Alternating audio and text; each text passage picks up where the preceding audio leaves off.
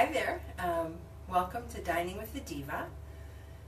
Today it's Saturday, and so we are going to go on a search for sunflowers this afternoon. So instead of doing it in the evening, I decided to do it at lunchtime because I had bought some fish that I actually wanted to make yesterday.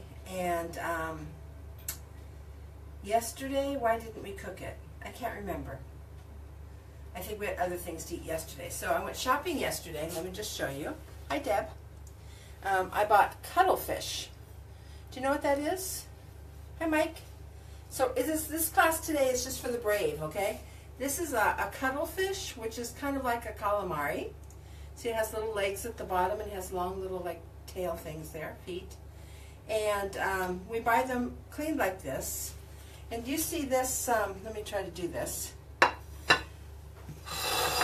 This empty space he has right here, that's actually where, have you seen the kind of plate that parakeets clean their beaks on? That comes from a cuttlefish. That's like the central bone panel of a cuttlefish. So when we buy these at the market, they're already cleaned for us. So they took out that plate. Usually the things like calamari have just like a quill on the inside, and their little body cap is closed, whereas the cuttlefish is open, which works really well for my my husband's aunt's recipe. So this is going to be stuffed, okay? Now usually when you stuff a calamari, a lot of people add eggs to the stuffing and it can explode and then it breaks all up because it pumps up. What we're going to do is use the little feet, mince these up, and then we're going to mix them with kind of a classic blend. Italians make a beautiful blend. I love Trinities. They make one called gremolata. And they use parsley, garlic, and lemon zest, all minced up together, and then they usually sprinkle that like on ossobuco. Well, I think it's beautiful for fish. I don't tend to keep parsley in my house because I don't use it a lot. And so what I'm going to do today is use the lemon zest, garlic, and then I just walked out into my garden and I have some wild arugula growing. I have thyme and just a couple of basil leaves. So I'm just going to make an herbal trinity, fishy kind of style. And I like to add, in Tuscan we mostly add chili peppers. I don't know if you guys have probably seen, I use these little ciao Marisa, I use these little trip to hell chili peppers. I think at home in America they're called bird's eye chilies. Okay? We don't tend to use much black pepper here, and I'm not sure why. Well, I know why. My husband, who is my source of all things Italian, and of course there's a lot of wives' tales, but if they believe them, to me they're true. He says that black pepper gives you, I think, kidney stones. I forget. But anyway, so they don't use black pepper. They use a lot of salt in their cooking because their bread is unsalted. In the old days, salt, the word sale is salt, and that was very expensive. And so only the rich had salt. So bread was for the public, no salt in the bread. That's why often the food seems really salty when you come here. So anyway, today I'm going to make those, and then the other scary dish is beautiful white anchovies. So you take fresh anchovies, and we're going to marinate them, and it's almost kind of like an Italian ceviche. And this is something that I can get, you can buy them marinated here already. The secret I learned from my fish guy was to do a combination of white wine vinegar. A lot of times people just use vinegar and salt, which would be like a ceviche. But to make it not so tart from the vinegar, we're going to do vinegar and white wine, which I think is the best trick. So that kind of, excuse me, like ceviche, pickles the fish and makes it maintain longer. The other day I actually sat around all day and I had bought the salt cured anchovies. And I like to make those to have in my house. Instead of buying the ones already cured in the jar, already cleaned in the jars in oil, I buy them salt packed, and then I instead of just putting them in water, I put them in vinegar. So I soak them in vinegar to get all the salt off, which to me then leaves them a nice flavor already instead of just being watery. And then once the salt is off and they're kind of ready to then be taken apart, I pull them apart, kind of like you're going to see me today. I'm just going to sit here and clean anchovies all day here. And then I pack them in oil myself, and then I eat them on butter, with butter and bread. I just love cured, my own preserved cured anchovies. I think they're really good. So while I'm going to prepare the cuttlefish first. And for those of you that are watching, on my Dining with the Diva page, I already wrote up the PDF for the recipes. It's very simple. I'm just going to make a savory breadcrumb and stuff it with the little tentacles chopped up in this. I wanted to show you this too, okay? Just a minute. Let me get ready here. A second cutting board. Make my life easier. Another thing I did yesterday, that's one thing I did, I went and I got more capers. Did you see that? So these are my fresher capers, and they're a little bit bigger, and this I think is going to be better. The ones I did a couple of weeks ago were actually a little bit too small, and they kind of mummify. So the salt draws out the liquid from the capers and preserves them. That's one thing, another thing salt does. And last week's just got a little too tiny. Can you see these? Those are too small. So they're kind of mummified here, but they'll be okay. I'll pump them up again before I use them. Okay, so I wanted to show you the tentacles of this the cuttlefish. I'm just going to pull him out of his body, okay? So just pull that apart. And then they already sell them kind of clean for you. This is where the eyes were, okay? That's how they clean them for you already. But what they didn't do was clean the mouth. So that's the little beak, and you just want to put your fingers down in here and pop this whole thing out, okay? And look, it looks like a little parrot's beak. Can you see that? Isn't that pretty? So that's his little beak that they eat with, okay? So we don't want that. So that's how you simply clean. That just popped right out there. It's a whole little round thing. And then I'm just going to mince all this up and make my filling. So I have two pieces here. They kind of gave me two different sizes, which makes it harder to cook. This recipe, see here it is again with the long little legs. I'm going to leave those. This recipe is from my husband's aunt, who, Zia Vivetta, who is his mother's sister, and she had a restaurant at the Tuscan coast in a town called Cecina. Let me just finish cleaning this up here. Okay, I already rinsed them off. Oh, that broke. Okay. And she had some incredible recipes. So my husband used to spend all his summers at the beach at the Zia Vivettas. And I'm just going to use the tentacles because that's the part I really like. I don't like the part where the eyes were. Just my own personal thing. Now, if you're doing this with calamari, the calamari, of course, is much more delicate, smaller to fill. And I've been to a lot of places where they kind of almost make like a little, like a bready meatloaf kind of thing. One of the things I really love about, the poor cucina povera, they call it, poor cooking, is when people are creative. So I've been to several places, like in Sicily and in Puglia, where they make bread meatballs, which are really, really good. And I think that all kind of started, I know in Sicily, around the Palermo region, they bread and fry everything. And you know how when you dip something in flour and then beaten eggs and then breadcrumbs, at the end you end up with all this like gook stuck on your fingers. So I think what they do with that then is then they put salt, little grated Parmesan cheese or caciocavallo or pecorino, whatever they have, and they would wad it together with an egg and then make these little meatballs or patties and fry them. And oh my God, they're so good. You can just eat them that way, or they're even better in a nice tomato sauce. So, you don't always have meat. So they would do these little bread meatballs that are really nice. I think in, I can never, you know, a lot of times my recipes come from people I just talk to kind of on the street and stuff, or at the market. And I think a lot of people grew up not being able to read and write. We have the Sicilian dialect, so a lot of things are just recipes passed on orally, and no one has ever actually written them down, of these like older people.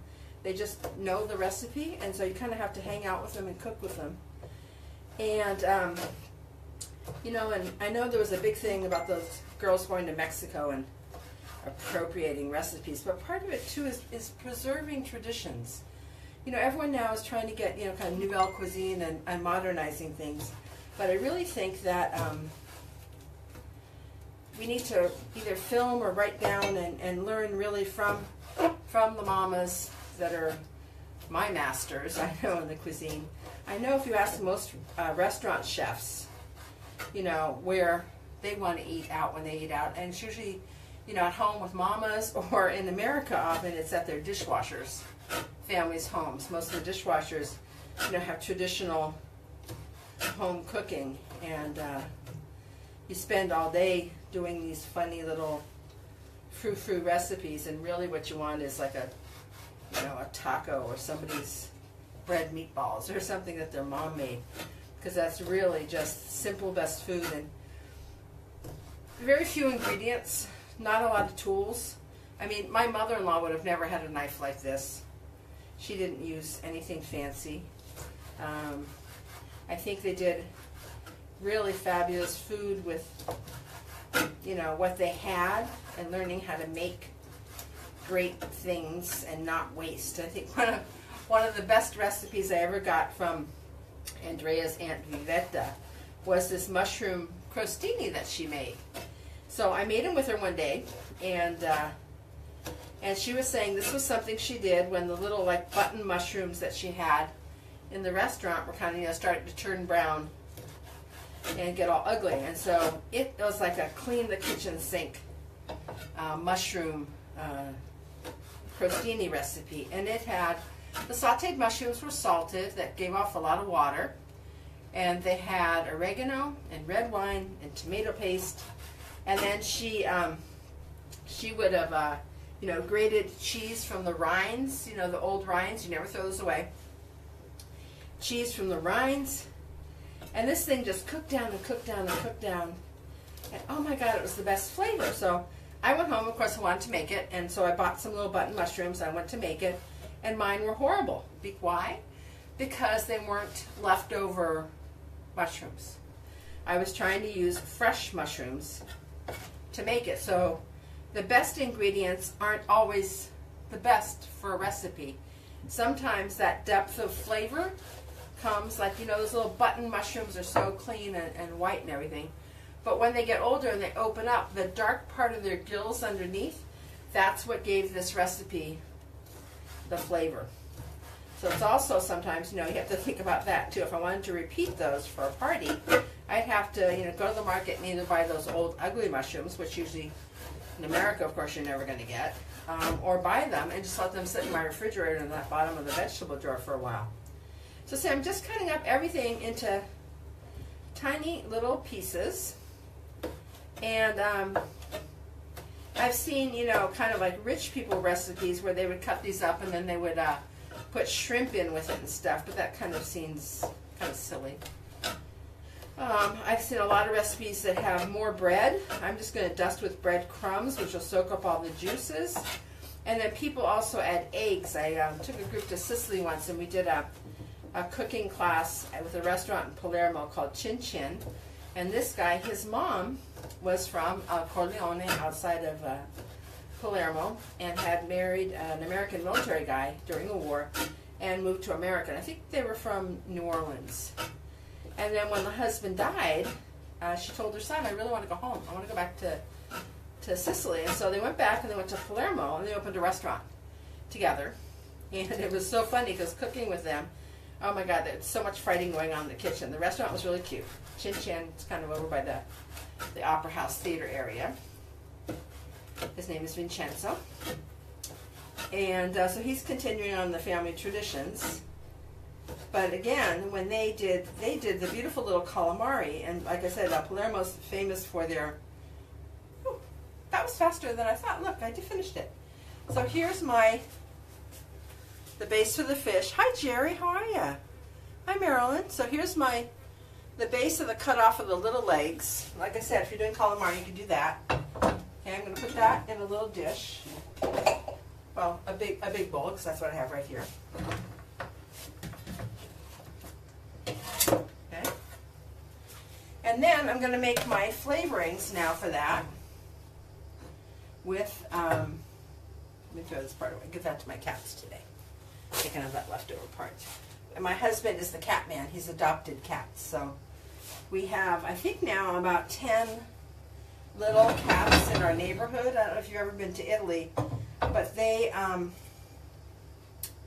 have cat sanctuaries. So in our neighborhood, we live near a little old borgo where I guess, you know, things Italians tend to do, and maybe in America too, is, you know, they get animals and then they don't want them anymore and they take them out to the countryside and they just drop them off, I guess thinking they can find, you know, mice or something in the fields and not die. Well, we found this little colony was living in the piazza near the church by our house, and so my husband feeds them, and then we found out that the city runs a cat sanctuary program, and so we called them, and what they do is they came out and they fixed all the cats for free. So, you know, the number of the colony, the cat colony, would stay small. And so they'd give us food. They've given them a couple little houses. Andrea goes there. He feeds them once a day. And then the neighbor, you know, we live in a little place that the people have like little summer houses, or they just come up on the weekends or something. So on the weekends, there's 2 more families that are here, and they come and feed them. And then we just discovered the lady down the hill seems to like our cats too. So she comes and feeds them. And so they're doing pretty good. But I think it's really nice that they spay them for free, because that could be very expensive. Okay, I'm just gonna, now I have my my basil, I put arugula, the chili pepper, and I'm gonna slice my garlic thin to start with. And then I'm going to mince it with my mezzaluna. This is my favorite tool. And recently I've been seeing everybody chopping their fingers off during the summer. Summer seems to bring out people getting hurt a lot. This is my lemon. I'm going to lemon zest. But I take my potato peeler and I do strips. You can also zest it, but this I think is better to chop up, and also you get a little bigger chunks in your mouth. You get more flavor, I think, when you eat it. So, oh, it smells so good. These are from the Amalfi Coast. I'm very lucky. We wait. My husband won't buy lemons from Spain. So it only buys when we start getting this, get Sicilian or the Amalfi Coast. These are actually from Sorrento. And sometimes we get the really, really big, beautiful lemons with the leaves still on them, which means they haven't been treated at all. And those are really special, but you never know how juicy they're going to be, but the zest is always fabulous. So also when I make my limoncello, I do it with big slices of lemon like this. I find it easier to filter out than afterwards too. So again, this is kind of, if it was gremolata, it would be lemon zest, garlic, and parsley. So I'm going to now mince this. Do you know a mezzaluna? The Italian food processor? It's my favorite tool. I find it very therapeutic. You just walk and rock, take big steps. I like this one that has the flat handles on the top, so I can push down. And it's always best to go straight from where your body is, and then to just move it around. If I try to push away from me, I'm getting uneven rocking, and this is just relaxing, even, good for my shoulders. Then take deep breaths while you're doing it, get like aromatherapy. And like I said, this traditionally, the lemon, parsley, garlic, when you make ossobuco, you would just put it on the ossobuco at the last, as soon as it's cooked, you throw this on top, turn off the heat, and put the lid on it, and it steams in. So I often do that technique for fish, because I don't have hours to make ossobuco all the time. That's kind of a wintry thing. So you could do this on any sort of fish that you're sauteing in a pan. It doesn't really need to be cooked. It just needs to be steamed for a little bit at the end. And last year at my butcher in Colli Valdelsa, I went to go buy something, and she had gone to a new classes on making prepared foods. It was the daughter of the butcher, and she was making new things. And she did seasoned breadcrumbs for little shish kebabs. And one had lemon zest and one had orange zest. And they were beautiful, and the flavor was really lovely. So I think people will be surprised. I think when you put a lot of zest in things, I put zest in my beef ragu. And people go, oh my God, what is that, you know? And often I'll use orange. And then we have, I don't know if I have the jar here. We have a spice called drugs. Le drogue. Remember drugstores? So when the spice trade started, there was a blend of spices that they had, and they were called droga regina, the queen's drugs, spices. And it's a mixture of like 7 or 8 different things. It's like we have pumpkin pie spice that's kind of high up in cinnamon. It's the same blend, but cinnamon's at the bottom. So it has cinnamon, ginger, has galanga, it has nutmeg, coriander, allspice, and everyone has a different blend. There's 2 or 3 different blends, but I use that. It's butchers use it a lot here in salami making, so it's kind of a nice little secret blend you can get. So I like that. It kind of reminds me a little bit of the Chinese 5-spice powder, or also in France they have a 4-spice powder, I believe, that's used in pate and salami making.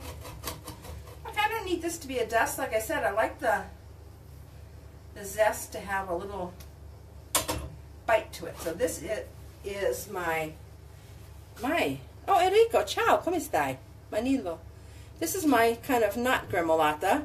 Garlic, chili pepper, lemon zest, and I didn't have parsley, so I used basil, thyme, and arugula. Okay, now I'm going to add that to my chopped up fish. Okay, smells so good in here, you guys. Okay, so that's simple, the fish and that. And then we're going to add breadcrumbs, like about a cup of breadcrumbs. These are, ciao, vengo a trovarti un giorno Enrico al ristorante. I'm going to add breadcrumbs. Did you guys, if you've seen my videos, I have a video of Enrico Benedetti, who's on here, making this killer pasta in this giant skillet. Enrico, hai visto, sono più di 3.000 persone che hanno visto. And it was one of my videos that kind of went viral. It has over 3,000 people. And Enrico is this like master gelato maker and a chef. And he just opened his own restaurant. I forget where. And he did at this chili pepper farm for us this beautiful pasta cooked risotto style. So afterwards I'll put a link under this on the YouTube page. And so he made this beautiful fresh chili pepper, I think garlic and parsley, so the Italian flag colors, and olive oil, and then he added water, so it makes like a broth, so the garlic isn't just frying. I think what a lot of people do too often is that they burn garlic. And then he put in like a fresh dried pasta, like fettuccine, and it's cooked risotto style, so you throw the dried pasta in there and you start to stir it, and as you need you add more liquid, and oh my God, it was called pasta alla tripolina. Ti aspetto, diretta alla cucina. Wouldn't that be fun?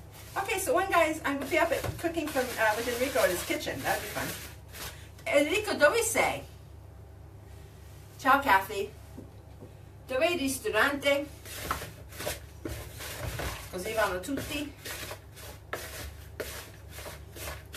So this is simple. So now see, it's all kind of like nicely dusted. Hi, Kathy.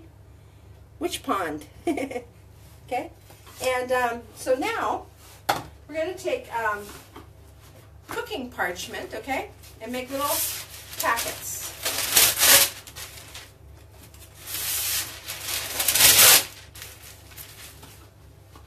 This is going to keep all the moisture in there. We're going to put a little olive oil, and that's all. A pinch of salt. Provincia di Arezzo, that's not too far away. Arezzo's fun to visit. I like that. I'm going to add, I didn't add any salt to this. I'm going to add salt, okay. So now you take your little fish. Let me put this on the baking sheet. Okay. Can you guys see this kind of? The fish is right here. It's in the center of the baking sheet. And then I'm just going to take and put in like half of this. Now these fish kind of shrink up when they cook. So I'm just going to stuff that like down in there. Let me show you. Okay. So it makes a beautiful like little boat to hold that. See, isn't that easy? Oh, happy Canada Day, yeah. And then, as always, a drizzle with olive oil, okay? Be generous. That's good. And let's do a little salt on top, which will also be then for the fish, okay? And then, making in French, it would have been a papillon. So you fold this in half, and then from the top, fold down and pleat it, okay? This could be a salmon steak, it could be anything, you know? Fold it down and pleat it, okay? And fold it down and pleat it, and then I'm going to go to the edges and then fold those in and pleat them, okay? So that kind of helps everything stay closed. You could practice your Christmas wrapping, right? So we're going to press that down. So here is the first packet, okay? Just like that. So I'm going to do the other one. And then these are kind of big. They take about 45 minutes in the oven. And they're good reheated, so you can make them ahead of time. And I think all these kind of things like calamari and octopus and all those things kind of have an all or nothing school. Some people do these for like an hour or 15 minutes. I personally don't really care for chewy things. I'd rather let them stew longer. And so same thing with this, like oven roasting, we're going to let it roast. Okay. So then while these are in the oven and cooking, I'm going to clean and marinate the anchovies. I like to take advantage of the time I have while something's in the oven and do a second dish at the same time. Or you can just go watch a movie on TV, okay?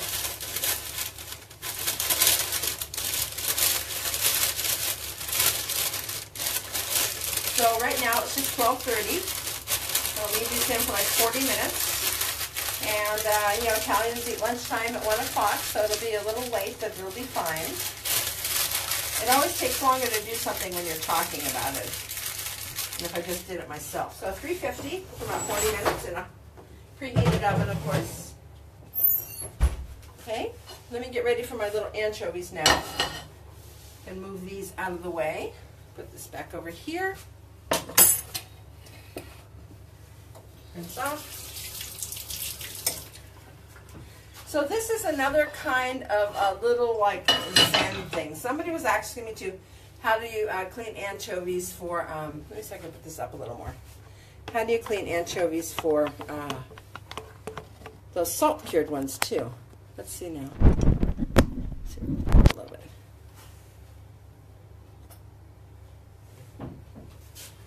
There, okay. Well, these are a fresh anchovy. They're sold fresh. And also, they still have their little guts in them, so they're fresh for like a day or two. So I pinch right here behind the head and break through the spine. And then I pull to the front. You see this? And the little guts come out, okay? And that helps open it a little. And I just take my finger and push all the way down here. And you see that little spine? I start at the top and just pull up. And here is my perfectly cleaned little fresh anchovy. So it just is a series of movements that then you repeat. I put them skin side down. in a dish, okay? And now we're just going to line this dish with my anchovies. So what do you got to talk about? Have you ever cleaned a fresh anchovy? When you buy them salted, they're usually without their heads. But you soak them and you kind of do the same thing. So push open and then pull out the bone. And when you have the salt cured ones, I break them then into the 2 fillets. But for this, I'd like them to be whole. But I break them into 2 fillets and I put them in a dish and I cover them with oil.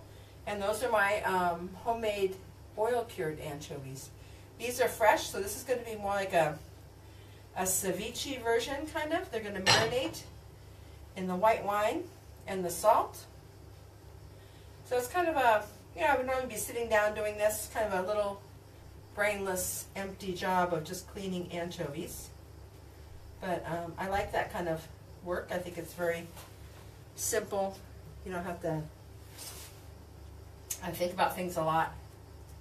This is a kind of a nice big one. When I was in America, I never used to eat, growing up, we never had anchovies except for that little paste that came in the tube. I remember my dad, for his cocktail parties, I would be the little cocktail waitress, and he'd have Tanqueray gin martinis, and then my mom, getting fancy,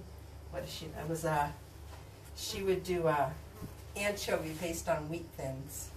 I'm trying to think, I can't remember what else. I'm sure there was something with sardines. But those kind of, canned fish things. I think what else we used to do. I can't remember. I remember I hated fish sticks as a kid. She tricked me into eating those. And now I eat octopus. I eat everything. I really like them. The calamari, fried calamari rings are really good. Calamari stews.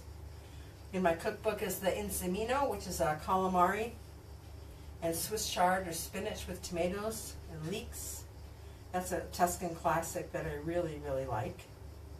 Easy to make, really flavorful. I really do like these, mom cooking things. The recipes usually now that you just get at home. So, okay, I want to make sure I watch my clock. And then these anchovies, actually they're best to make and let them sit overnight. So I'll post a picture when they're done. But it's just kind of like ceviche. In that, but having the wine, I guess what is ceviche is lime juice and salt. So the acidity of the lime, which here is going to be the white wine vinegar, and a little bit of salt actually cooks the fish, so it's not raw. And have you ever made your own gravlax? Again, that's salt and sugar, and that kind of cures it, like like people do prosciutto.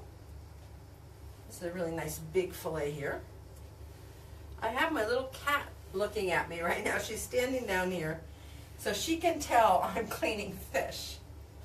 I don't know if she likes to eat the heads, but I usually give her a couple of the anchovies herself. Dopo, more, huh? Later she'll get a couple of anchovies. She doesn't really talk very much, so it's kind of nice.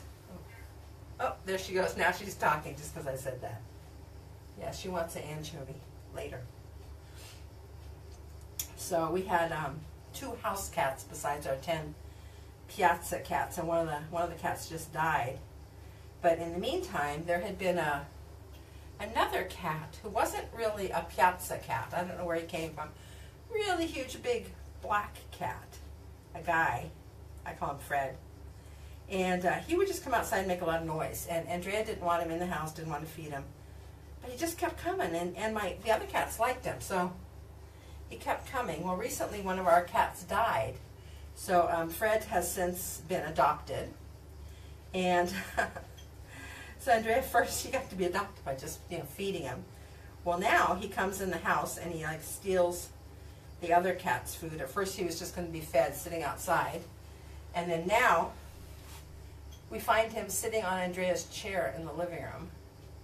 So he's taking naps, so he's sleeping. So he's a house cat now. And he talks a lot, so I think the other cat now is learning to talk. She never asked for things before, now she's asking for things. Like to go outside. You know what she really hates too? When I listen to videos with music on the computer or something, or even just regular people talking on the computer, she hates that. She comes and she bites me. I wonder if there's some sort of a sound that they hate. Okay, so here's all my little anchovy guts. Cleaning these up. Again, it's a tedious job, but these are so good.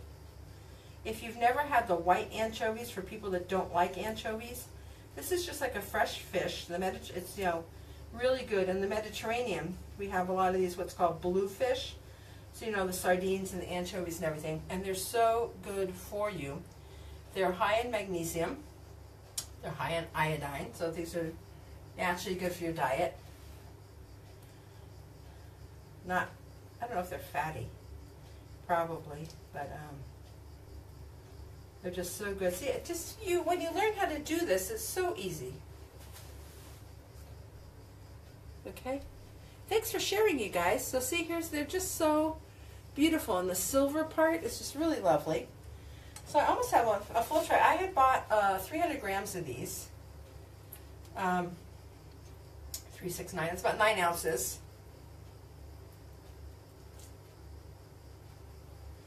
Which is going to make a nice tray. You can actually, you know, make these and keep them for a few days, but I just like to make them and then eat them the same day, kind of, or the next day after they've been marinating.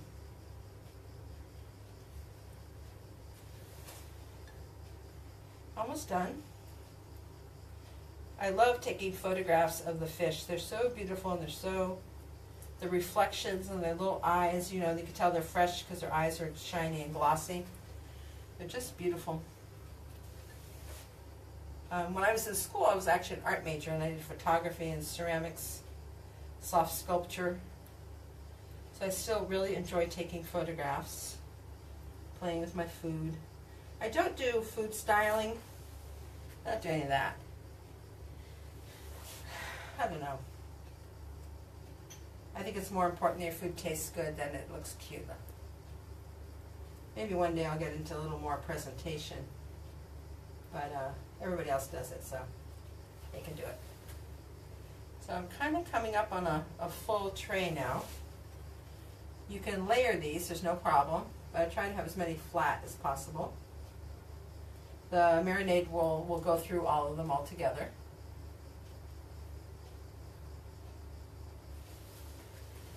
Some people like to take the tails off. I don't care. They're tiny and they're not bony. When we do sardines, you do sardines like the same way. In Palermo, they do a lot of sardines. They do a sardine pasta sauce. They do the sardines rolled around a savory breadcrumb mixture and then baked in the oven. Those are really, really good. And then in Sicily, they use a lot of wild fennel greens to flavor fish. And then usually they have like raisins and pine nuts and things. So now I'm going to layer them crisscross in the opposite direction. Just so when I'm going to serve them, you know, I can see where the different fish is. Okay? I'm getting hungry. The oven smells so good right now. Maybe I'll leave a couple here for my my cat. Cats have to eat too. Give her that one. Go for the bigger ones for me. She can have the smaller anchovies. Okay.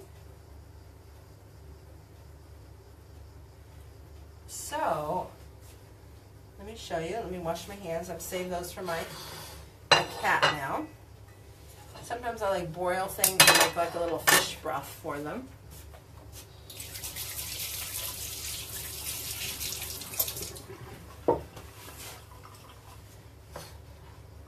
So here's my tray of the beautiful cleaned anchovies, okay?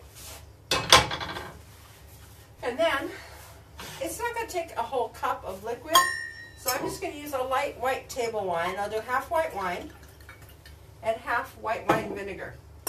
At home, maybe I'd use apple cider vinegar, something nice. Okay. There. And I'm going to add, too, a little bit of salt. You know, these are not the salt-cured anchovies, so they can hold a little salt. I don't salt the other ones. From far away, just give a nice little sprinkling of salt, like you would for a ceviche. And then here, I'm going to cover them. That's it. Next to the cup. Okay. So then, there they are. Can you see? This is you can't really see the liquid in here. Let me just show you.